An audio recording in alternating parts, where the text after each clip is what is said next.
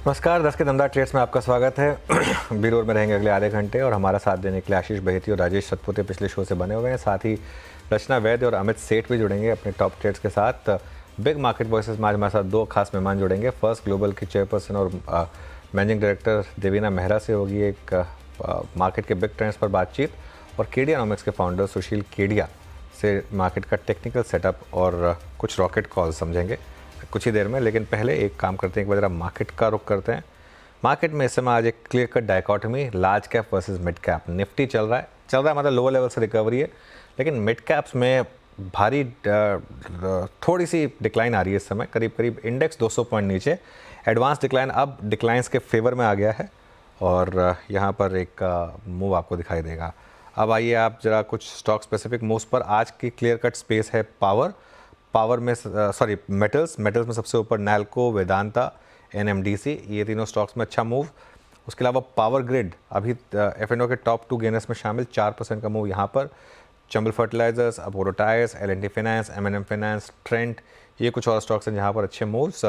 Lower side पर डाबर है आपका 4% नीचे इस समय, और उसके अलावा IEX 3.5% नीचे, और पंजाब नेशनल बैंक 2.5% नीचे, PNB, उसके अलावा ओरेकल फाइनेंशियल और LIC हाउसिंग 2.5% नीचे।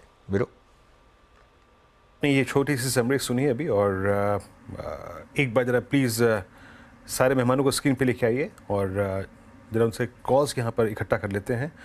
आशीष बहेती जी, राजेश सतपुते और रचना वैद्य, अमित सेठ जी, फ्रेश पर्सपेक्टिव लेके आप सभी को नमस्कार। कार्यक्रम में स्वागत है। रचना जी, आपके दो ट्रेड्स इस वक्त के। जी गुड मॉर्निंग। और मेरी तरफ से जो इस वक्त के दो ट्रेड्स रहेंगे, एक लॉन्ग साइड पे रहेगा, एक शॉर्ट साइड पे। लॉन्ग साइड के लिए हम चूज करेंगे एक्सिस बैंक के फ्यूचर्स को। एक्सिस बैंक के फ्यूचर्स 1246 पे है करीब करीब at this point in time, and वो एक फ्लैग में से ब्रेकआउट देने की कोशिश में लगे हुए हैं। मेरे हिसाब से यहाँ पे मोमेंटम इंडिकेटर्स भी साथ में है, तो ये चीज वर्कआउट होनी चाहिए, आगे फ्रक्टिफाई होनी चाहिए। और अगर हम इसमें 1236 के एसएल के साथ लॉन्ग करें फ्यूचर्स को, तो अपसाइड पे हमारा टारगेट हो सकता है 1260 एंड 1267।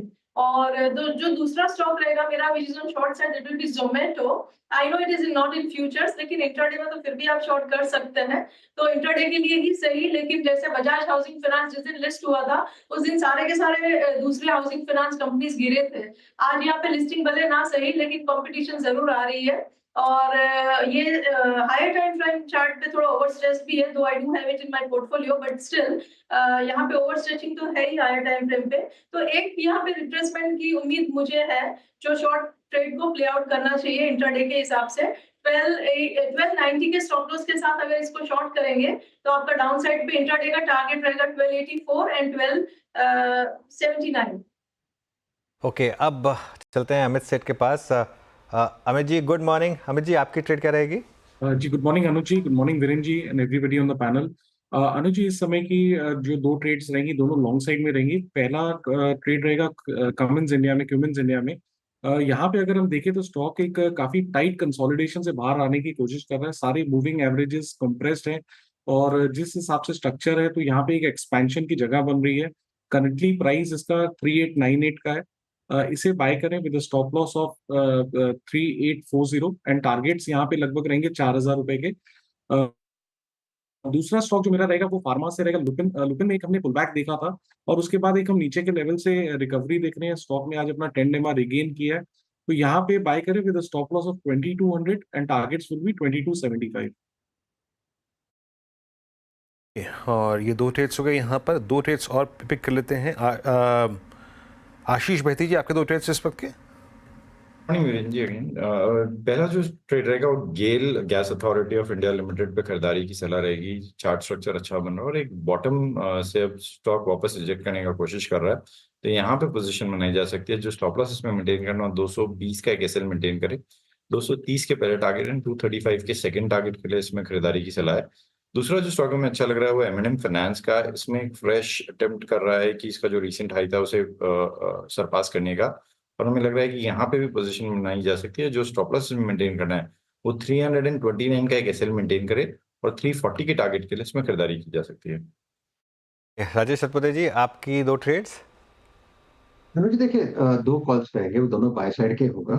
पहला कॉल रहेगा रैमको सीमेंट। मुझे लगता है रैमको आज अपने क्लस्टर से निकल रहा है और ये जो टारगेट होगा 880 इनिशियली होगा, लेकिन मुझे लगता है 900 तक का पोजिशनल टारगेट रैमको अनफोल्ड कर रहा है। तो it's a buying Ramco, stop loss 845। Next call रहेगा मैक्स फाइनेंस पे। परसों ब्रेकआउट दिया था, कल का दिन पॉज है, आज मुझे लगता है फिर से स्ट्रेंथ दिखाएगा क्योंकि निकलाइन के ऊपर है। मुझे लगता है यहाँ से स्विंग मिलेगा, 1160 का स्टॉप लॉस और 1220 का पहला स्विंग का टारगेट। ओके, यहाँ पे 8 कॉल्स पूरी हो गई, 4 विशेषज्ञ इस कार्यक्रम में। अभी 2 मेहमानों से और बात करेंगे बिग मार्केट वॉइसेस में, लेकिन आपको एक स्टॉक दिखाता हूँ आपकी स्क्रीन पे। That's PNB 105.5 below 200 day exponential moving average. और अब ये स्टॉक ऑलमोस्ट, अगर मैं इसकी पैमाइश करूँ, मीन्स पॉसिबली CY24 कैलेंडर वर्ष 2024 के सबसे लोवेस्ट ट्रेजेक्टरी में आगे ट्रेड करता हुआ। कल क्या व्यू लिया गया था एक खबर पर इस CNBC आवाज के मंच पर, अनुज ने एग्जैक्टली क्या व्यू लिया था, आइए पर उसको सुनते हैं थोड़ा सा। PNB को रेड ले रहे हैं, रेड इसलिए ले रहे हैं PNB को, कल बाय द वे हमारी खबर पर मोहर लगी कि वो QIP आ गया। एक तो कल चल चुका है, ठीक है, दूसरा ये डिस्काउंट पर है QIP 104 रुपये। डिमांड भली अच्छी हो लेकिन इक्विटी डाइल्यूशन है करीब 4-4.5% का। कल जिस तरीके से चला है मुझे लग रहा है आज शायद थोड़ी यहाँ पर प्रॉफिट बुकिंग हो सकती है। इसके लिए मैं इसको आज रेड में लेके चल रहा हूँ कि थोड़ा सा प्रॉफिट बुकिंग की पॉसिबिलिटी है इसके लिए। Punjab national bank, Punjab national bank का एक बार चार्ट देखिए, ये देखिए चार्ट वीरो 3.5% नीचे।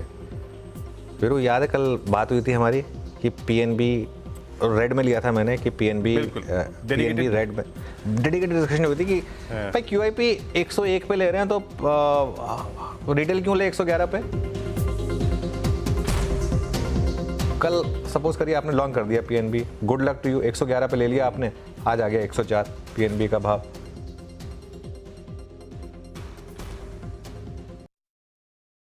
तो कल खबर के बाद, QIP इशू के बाद, और उसके बाद आज भी सुबह क्या अप्रोच ली थी, और आप देखिए आपके स्क्रीन पे 105 है। जब ये वीकली चार्ट्स पे, सिंस अभी तो वीकली चार्ट बने नहीं है, बट वीकली पे ये a slip below 50 week exponential moving average जो कि गठित हो रहा है मेरे ख्याल से अप्रैल 2023 के बाद पहली बार। शानदार। बिल्कुल देखिए ये ना, और ये इंडेक्स भी वीक है। हाँ, 2 दिन पहले 200 डे मूविंग एवरेज जरूर क्रॉस किया था इसने, लेकिन इंडेक्स में दम नहीं है अभी यहाँ पर। और एक चीज़ बताऊँ मैं आपको, PSUs चलेंगे यहाँ से लेकिन सेलेक्टिवली, सारे PSUs नहीं चलेंगे। और मुझे लग रहा है कि PSU बैंकों में अभी भी थोड़ा टाइम लगेगा चलने में। हाँ, अगर इस इंडेक्स ने अगर कल या परसों वो जो एक बड़ा ब्रेकआउट आया था उस दिन का हाई क्रॉस किया ना, तब शायद एक मार्केट का वर्डिक्ट हुआ कि नहीं, अब despite all the negatives stocks चलने को तैयार हैं। इसके लिए जब भी 200 डे मूविंग एवरेज जो क्रॉस ओवर हो उसमें देख लें कि वो सस्टेनेबल हो रहा है या फिर नहीं हो रहा है। क्योंकि अगर ये सिर्फ एक काउंटर ट्रेंड मूव था तो वो 200 डे मूविंग एवरेज से ही फिजल आउट होगा। इसके लिए PSU बैंकों पर थोड़ा सा आपको कॉशियस रहना होगा। ज़्यादा बड़े मोस्ट प्राइवेट बैंक्स में आ रहे हैं, आई थिंक वहाँ पर आपको ज़्यादा अच्छा ट्रैक्शन मिल रहा है। प्राइवेट बैंक्स में अच्छे मूव आ रहे हैं, और इस बीच ज़रा प्लीज़ आप लेके आइए एक बार निफ्टी थोड़ा सा, अगर आप देखें बैकफुट पे आया है, इट्स 25926 और 53,956 पे निफ्टी बैंक। 1-2 कॉल्स पे और यहाँ पे बात कर लेते हैं जो स्टॉक्स क्रैक हो रहे हैं। एक बार रखिएगा BE हायर लेवल्स पे जो प्रेशर है और जो सप्लाई है वो विजिबल है। इट्स 290 डे लो की ट्रेजेक्ट्री। आपका व्यू इस वक्त BL पे?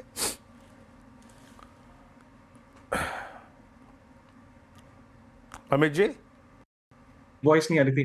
वीरेन जी, BL का अगर हम देखें तो इस बार जो रिबाउंड आया है इसने एग्जैक्टली अपने 50 डे एक्सपोनेंशियल मूविंग एवरेज पे हल्का सा रेजिस्टेंस लिया, थोड़ा सा रेजिस्टेंस जोन में जा रहा है।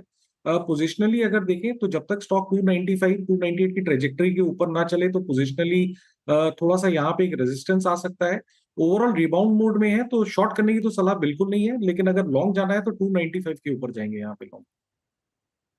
ओके, चलिए अब आगे बढ़ते हैं और हमारे साथ अब बिग मार्केट वॉइसेस में फर्स्ट ग्लोबल की chairperson and managing director Devina Mehra जुड़ गई हैं, जिनके पास इन्वेस्टमेंट में 3 दशक से ज़्यादा का अनुभव है और मार्केट के बड़े ट्रेंड्स पकड़ने में देवीना जी की खासियत है। उनसे समझते हैं कि इस समय बड़ा ट्रेंड क्या है। देवीना जी, गुड मॉर्निंग। ग्लोबली बहुत कुछ हो रहा है, पहले उसकी बात कर लेते हैं। US में एक रेट कट हुआ, लेकिन एक तरीके से कई लोगों ने कहा कि थोड़ा हॉकिश रेट कट था। और अभी भी शायद इकोनॉमी रिसेशन में ना जा रही हो। दूसरी तरफ चाइना ने कल ईजिंग की शुरुआत की। अब क्या व्यू बन रहा है इस कॉन्टेक्स्ट में? पैसा कहाँ जाएगा आपके हिसाब से? देखिए, पहली बात तो है कि हाँ, फेड ने ½ % का कट किया। मार्केट जो सोच रहा था वो था 25 बेसिस पॉइंट, लेकिन कट से पहले था कि अगर 50 बेसिस पॉइंट का कट होगा तो इसका मतलब इकोनॉमी की हालत खराब है। लेकिन वो चीज फेड ने अच्छे से मैनेज कर ली। बोला कि अगर हमारे पास डेटा पहले से होता तो हम लोग जुलाई में 25 बेसिस पॉइंट करते और 25 अभी करते। तो एक तरह से हमने दो चीज साथ में की है। इसका मतलब ये नहीं है कि हम लोग बहुत तेजी से कट करेंगे। तो अभी आप देखें तो जो बाजार एक्सपेक्ट कर रहा है और फेड एक्सपेक्ट कर रहा है, दोनों का यही है कि अभी जो रेट कट के बाद कि अब वो होते होते 3% तक रेट जाएंगे अमेरिका में। पर फर्क ये है कि मार्केट एक्सपेक्ट कर रहा है कि 2025 के अंत तक जाएंगे। फेड का मानना है कि उससे ज्यादा 9-10 महीने और लगेंगे वहां 3% या 2.9% तक पहुंचने के लिए। तो वो थोड़ा सा ये है। और जहां तक ये बात है कि इकोनॉमी की हालत खराब थी, ऐसा तो नहीं है, लेकिन ये भी बात है कि फेड या सेंट्रल बैंक जो भी करता है उसका जो इम्पैक्ट आता है अर्थव्यवस्था पे वो थोड़े दिनों के बाद, थोड़े महीनों के बाद आता है। तो इसलिए आपको पहले से ही कट करना पड़ता है। मेरा अपना ये मानना है कि अमेरिका की अर्थव्यवस्था की हालत कोई ऐसी खराब नहीं है, ना ही होने जा रही है। चाइना देखने लायक है कि अगर वो लोग बूस्ट करते हैं तो उससे चाइना के अलावा बहुत सारी जो कमोडिटीज हैं उनकी डिमांड पर फर्क पड़ता है। तो चाइना उस हिसाब से देखने वाला मार्केट उस लिहाज से भी रहता है, क्योंकि बहुत सारी चीजों की खपत चाइना में सबसे ज्यादा होती है। बाकी जहां तक फ्लोज का सवाल है, मैंने बहुत बार आपके चैनल पे कहा है कि फ्लोज को एस्टिमेट करने का कोई फायदा नहीं होता है, क्योंकि वो फॉरेन फ्लोज से हमारी बाजार का डायरेक्शन कभी भी निर्धारित नहीं होता है। तब भी नहीं जब म्यूचुअल फंड नहीं थे, तब भी नहीं जब इतना बड़ा रिटेल इन्वेस्टर नहीं थे। तो वो चीज उस लिहाज से बहुत मायने नहीं रखती है। ओके, तो इस समय भारतीय मार्केट्स में क्या फिर बने रहें? आपका व्यू काफ़ी पॉजिटिव रहा है और काफ़ी टाइम से पॉजिटिव रहा है, तो क्या बने रहें? और किन टाइप के स्टॉक्स में, सेक्टर्स में ज़्यादा ट्रैक्शन दिख रहा है आपको? देखिए, पॉजिटिव रहा है लेकिन हर तरफ पॉजिटिव नहीं रहा है। तो मैं काफी समय से ये कह रही हूँ कि जो मार्केट में फ्रॉथ वाले एरियाज रहे हैं, वो चाहे आईपीओ हो, चाहे स्मॉल और माइक्रो कैप हो, चाहे कुछ जो वो क्षेत्र होते हैं बीच में बहुत बोलबाला, पीएसयू का, डिफेंस का, पावर का, इसका उसका होता है, तो वो चीजों से आप थोड़ा सावधान रहिए। अगर पैसा बन गया है तो प्रॉफिट बुक करिए और थोड़ा स्टेडी पोर्टफोलियो में जाइए, थोड़ा लार्जर कैप्स की तरफ भी देखिए, क्योंकि ये बाजार वो नहीं है कि आप हर फालतू स्टॉक को चेस करेंगे। कुछ समय के लिए शायद पैसा बन भी जाए, लेकिन कल भी मैं पढ़ रही थी आपकी वो सिस्टर इसमें मनी कंट्रोल में कि अब कितने सारे प्रमोटर, इन्वेस्टमेंट बैंकर, ऑडिटर सब मिलके किस तरह से आईपीओ मार्केट रिग कर रहे हैं, उस तरह की चीजें भी होने शुरू हो गई हैं। तो ये सब खतरे की घंटी है। तो वो सब चीजों में आप ये मत सोचिए कि लॉटरी लग रही है, आईपीओ मिल रहा है। ये भी सेबी का स्टैटिस्टिक्स है कि आधे से ज्यादा लोग तो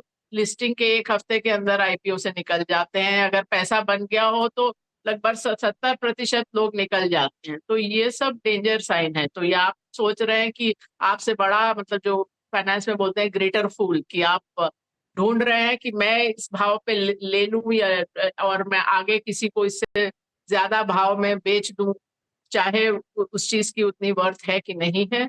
तो आप बहुत चुन के लीजिए, लेकिन बाजार से बाहर रहने का भी मैं रिकमेंडेशन नहीं दूंगी। लेकिन आपको अब चुनाव बहुत सावधानी से करना है, और हो सके तो थोड़ा हेज भी खरीद सकते हैं। हमेशा स्टॉप लॉस भी रखिए, तो रिस्क मैनेज करके रखिए। ओके, अच्छा मैम, आपकी काफ़ी वाजिब राय कि स्टॉप लॉस मैनेज रखिए, कहीं पे प्रॉफिट्स लीजिए। ये बीते 3 महीने में मैम, स्पेशली जो चुनाव के बाद हमने रिजल्ट्स के बाद जो डिप देखा था 21,281 तक का, सबसे बड़ा स्पॉन्सर इस तेज़ी का और मूवर रहा था निफ्टी आईटी। अब यहाँ पे जिसने भी उस वक्त दाव खेला या फिर पिछले 4-5 महीने में, वो काफ़ी इन द मनी है इस वक्त। क्या ये एक अप्रोप्रिएट लेवल है अपने प्रॉफिट्स को कैश में कन्वर्ट करने का?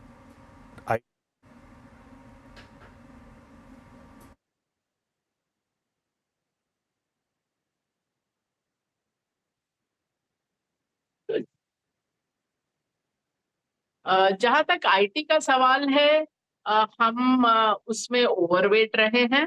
और पिछली बार जो जुलाई में रीबैलेंस हुआ था, अभी हमारा रीबैलेंस और 2-3 हफ्ते में होगा, तो शायद कुछ कुछ चीजें बदले। तो आईटी में हमारा अभी हम लोग ओवरवेट हैं, और वो सेक्टर अच्छा लगता है। अगर आपने वो अमेरिका से रिलेटेड जो क्वेश्चन पूछा था, उसमें थोड़ा बहुत फायदा आईटी को होगा। रेट कट होता है, लोगों के पास पैसा ज्यादा आता है, कंपनीज को टैक्स स्पेंडिंग तो करनी ही है। वो थोड़े दिन थोड़ा सा रुक के कर रहे थे, डील क्लोज होने में टाइम लग रहा था, वो सब अब मेरे ख्याल से वहाँ की कंपनीज फिर से टेक्नोलॉजी पे थोड़ा ज्यादा खर्चा करेंगी, तो इंडियन आईटी सर्विसेज के लिए ये फंडामेंटली भी अच्छा टाइम रहेगा। अच्छा मैम, ऑटो पे आपका झुकाव कैसा है इस वक्त? ऑटो में अब सडनली आई थिंक वो पैसेंजर व्हीकल सेगमेंट जिसमें कुछ 3 महीने से हम सॉफ्टनेस देख रहे थे, बाइंग इमर्ज हुई है, बहुत स्ट्रॉन्ग इमर्ज हुई है। टू व्हीलर स्पेस का आपका ऑल टाइम हाई पे ट्रेड कर रहा है, I mean both Bajaj auto, hero MotoCorp, TVS Motors. यहाँ पे थोड़ा सा कमर्शियल व्हीकल सेगमेंट में सॉफ्टनेस है। आप लोगों का झुकाव इस वक्त ऑटो में किस तरफ है, या फिर किसको अवॉइड कर रहे हैं आप? ऑटो में ऑटो कंपोनेंट्स मिला के हम लोग लगभग 1.5 साल से थोड़ा ओवरवेट थे। पिछली बार जो अधिकतर बदलाव हमारे पोर्टफोलियो में हुआ था, वो ऑटो कंपोनेंट में हम लोग एक्चुअली ज्यादा ओवरवेट है, बजाय कि इंडिविजुअल कंपनीज पे बेट लेने में। मतलब हमारे सिस्टम्स को ऑटो कंपोनेंट्स अधिक अच्छे लगे, तो अभी हमारा जो ऑटोज में ओवरवेट है वो मोस्टली कंपोनेंट की साइड पर है। अच्छा, आपने कहा कि आईपीओ मार्केट में एक शुरू में कहा कि एक फ्रॉथ चल रहा है, तो क्या अब इस मार्केट से कंप्लीटली अवॉइड करें, या अभी जैसे Hyundai का आईपीओ आएगा या स्विगी का आईपीओ आएगा, इनमें कुछ आईपीओ आएंगे जिनमें अप्लाई कर सकते हैं? देखिए, कंप्लीटली अवॉइड तो बाय द कैटेगरी आप, मतलब कंपनीज अल्टीमेटली आपको लेना है, पर जो चीज ये है कि जो मापदंड आप सेकेंडरी मार्केट में रखते हैं कि इस कंपनी को इस भाव पे लेना है कि नहीं, वही मापदंड आपको आईपीओ मार्केट में रखना पड़ेगा। अभी हो गया है कि आप कंपनी में इन्वेस्ट ही नहीं कर रहे हैं, आप तो सोच रहे हो आईपीओ कोई लॉटरी का प्रोसेस है कि मिल जाएगा तो उसी हफ्ते बेच देना है। तो ये खतरे की बात है। तो अगर आप पूरी तरह से आपको कन्विंस्ड है कि हाँ, ये वाली कंपनी इस भाव पर ठीक है, तो आप अप्लाई कर सकते हैं, पर उस तरह की कंपनी में आपको अलॉटमेंट कितना मिलेगा वो एक अलग कहानी है। ओके। अच्छा, तो देवीना मैम, इस समय आपके हिसाब से आप कहाँ इन्वेस्ट कर रही हैं? आपकी जो कोई, अगर आपने रिसेंटली आइडेंटिफाई की हो कुछ फ्रेश थीम्स, वो क्या होंगी? ये फ्रेश जरूरी नहीं होता अनुज। सो अभी अगर मैं जुलाई वाला रीबैलेंस देखूं, जैसा कि मैंने कहा अभी 2-3 हफ्ते में फिर रीबैलेंस होगा, तो उस समय तक जो हमारी ब्रॉड पैटर्न रहा है, एक फार्मा और हेल्थ केयर में फिर से हम लोग करीब 1.5-2 साल से ओवरवेट थे, अभी थोड़ा और ओवरवेट है। तो वो है ऑटो कंपोनेंट्स का, मैंने पहले ही नाम लिया। आईटी सर्विसेज में ओवरवेट है। जो इंडस्ट्रियल मशीनरी, कैपिटल गुड्स, जो मैन्युफैक्चरिंग वाली थीम है, वहां हम लोग 3 साल पहले ओवरवेट हुए थे, अक्टूबर 2021। लोगों को ये मतलब ये थीम 1 साल पहले समझ आई है, 1.25 साल पहले समझ आई। तो अब धीरे धीरे उसमें कटौती कर दी है, तो अब तो हम लोग लगभग बेंचमार्क वेट पर आ गए हैं, जरा सा ओवरवेट हो। पिछली बार जो थोड़ा ऐड किया था केमिकल स्टॉक्स, तो 2 साल के बाद हमारे सिस्टम्स को केमिकल स्टॉक्स अच्छे लगने लगे। तो केमिकल ऑफ कोर्स बहुत बड़ा सेक्टर है, तो उसमें आपको देखना पड़ता है कि क्या चीज अच्छी लग रही है, पर उसमें कुछ चीजें ऐड की हैं। जहां हम लोग अंडरवेट हैं वो ये सब power, utilities, energy, even banks and lenders. So that's where हम लोग अंडरवेट होंगे। अभी जो एक थीम देख रहे हैं जिसमें फंडामेंटली भी बेहतरी होगी, वो है एफएमसीजी, बिकॉज अब क्रूड का भाव घटा है, मॉनसून अच्छा रहा है, खाद्य पदार्थों का दाम भी घटेगा, तो ये जो फूड और क्रूड का डाउनस्ट्रीम होता है, ये सब एफएमसीजी के उत्पाद बनाने के लिए आपको ये सब चाहिए होता है, तो इसका भाव घटेगा तो उनकी अर्निंग्स के लिए, प्रॉफिट के लिए अच्छा होगा।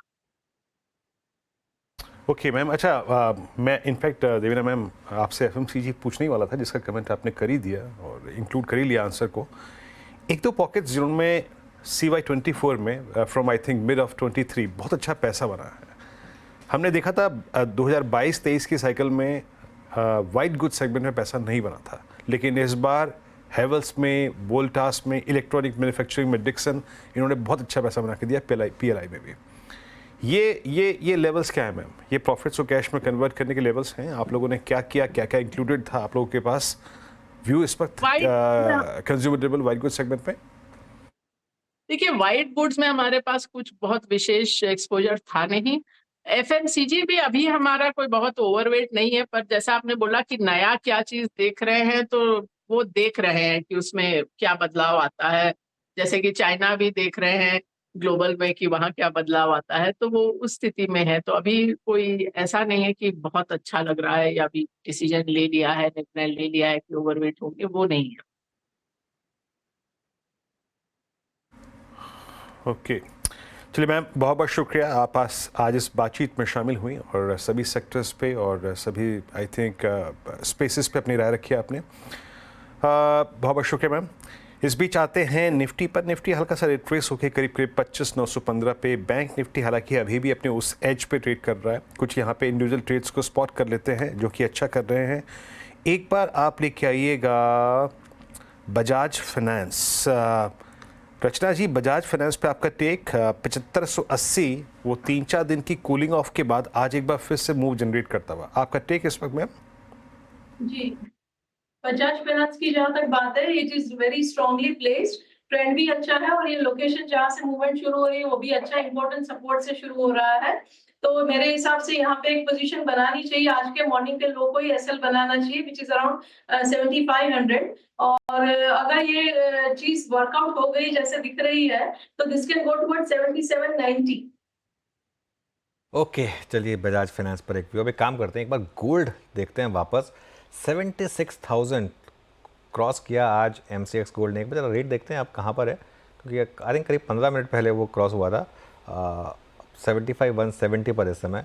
मनीषा जी से जानते हैं कि कहाँ तक जा सकता है। Manisha ji good morning. Fade की रेट कट, अब तो खैर फेस्टिव सीजन भी शुरू होगा, तो क्या एक्सपेक्ट कर रहे हैं?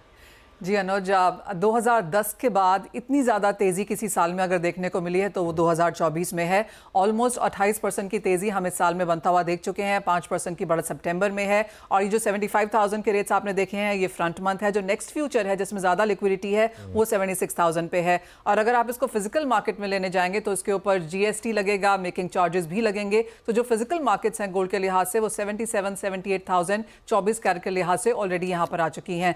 जैसे आपने कहा, US फेड में जो रेट कटौती है उसका सीधा फायदा देखने को मिला है। अगर आज की बात करें तो डॉलर इंडेक्स 14 महीने के लोज पर है। कल जो US कंज्यूमर कॉन्फिडेंस का डेटा आया था वो इस साल में सबसे वीक था, तो उसका फायदा हमने यहाँ पर as a safe haven gold में आता हुआ देखा है। साथ ही अगर आप मनी मैनेजर्स फंड्स की पोजीशंस देखें ग्लोबल मार्केट्स में तो वो मार्च 2020 के बाद सबसे ज्यादा हैं, यानी कि स्पेकुलेटिव मनी भी अच्छी खासी है। ETFs में लोग यहाँ पर काफी अच्छा निवेश करते हुए नजर आ रहे हैं और सभी बैंक्स एंड ब्रोकरेजेस ये मानते हैं कि $2700 तो शायद आप इसी महीने होता हुआ देखेंगे। 2800 और $3000 प्रति आउंस के लेवल्स फर्स्ट हाफ 2025 तक यहाँ पर बनते हुए नजर आ सकते हैं। एंड अनुज, सिर्फ गोल्ड ही नहीं, अगर आप सिल्वर देखें तो ओवरनाइट 5% की तेजी यहाँ पर भी देखने को मिली है। तो metals as a sector because of what China ने किया है, डॉलर में जिस तरह की गिरावट है, आगे रेट कटौती होगी, जियोपॉलिटिकल टेंशंस है मिडिल ईस्ट में, उस सब का फायदा यहाँ पर सोने ने उठाया है। बिल्कुल। और सोना अगले महीने के फ्यूचर्स में 76,000 क्रॉस करता हुआ। रचना जी, गोल्ड आपको कैसा लग रहा है और कोई गोल्ड से रिलेटेड स्टॉक जो आपको पसंद हो इस समय? जी, गोल्ड से रिलेटेड जहाँ तक गोल्ड डेफिनेटली अच्छा लग रहा है। एंड आने वाले इतने सारे मैरिजेस के सीजन में इसमें कहीं पे गिरावट आए ऐसा तो चांस बनने की प्रोबेबिलिटी कमी है despite of such a rise. और जहाँ तक स्टॉक की बात है तो इसमें एक स्टॉक जो अच्छा लग रहा है दैट सेंको। एंड यहाँ पे 1412 के करीब प्राइस है, this can go towards 1450 by Diwali और इवन बिफोर दैट। जी हाँ, गोल्ड में स्ट्रॉन्ग मूव है, गोल्ड में स्ट्रॉन्ग मूव और उसके बाद इस पूरे स्पेस से बातचीत होती हुई गोल्ड M6 75-203। एक दो स्टॉक्स और मार्क करता हूँ मैं यहाँ पर। अभी सुशील जी आई थिंक हमारे साथ जुड़े नहीं हैं। टाटा कम्युनिकेशंस को लेके आइएगा और टाटा कम्युनिकेशंस एक बार स्क्रीन पे रखिएगा। ये करीब करीब 2053 पे डे हाई पर। अमित जी, जो इसकी प्लेसमेंट है ना वो बहुत स्ट्रॉन्ग है और ये अब जाके टेस्ट कर रहा है अपने करियर हाइस को जो कि इसने क्रिएट किए थे अप्रैल 2024 में। आपका व्यू क्या कह रहा है, ये उसको क्रॉस कर सकता है क्या और आज कोई कॉल लेनी चाहिए यहाँ पर? जी वीरेंद्र जी, काफी बेहतरीन स्ट्रक्चर है और जिस हिसाब से पुल बैक है, एक स्ट्रॉन्ग पुल बैक ये पिछले 2 दिनों से जनरेट कर रहा है 10 और 20 डेमा पे। अक्सर ये 2080-2100 के आसपास से रिबाउंड लेता है, बट यहाँ पे स्टॉक ने एक हायर लो बनाया है। जिस हिसाब से मोमेंटम है, मेरे को लगता है कि इस बार इसका रेजिस्टेंस कैप्चर हो जाएगा, तो आज पोजीशन बनानी चाहिए with stop loss of 2030 and targets of 2100 to begin with. Okay, चलिए अब मार्केट के टेक्निकल सेटअप पे बात करते हैं। हमारे साथ केडियानॉमिक्स के फाउंडर सुशील केडिया जुड़ गए हैं, उनसे जानते हैं कि उन्हें अब क्या करना है इस समय। सुशील, गुड मॉर्निंग। तो एक वन वे रैली आई, काफ़ी लोगों को सरप्राइज़ किया, शायद आपको भी सरप्राइज़ किया इस रैली ने। अब यहाँ से क्या व्यू बन रहा है इस समय, क्या अप्रोच लेके चलेंगे?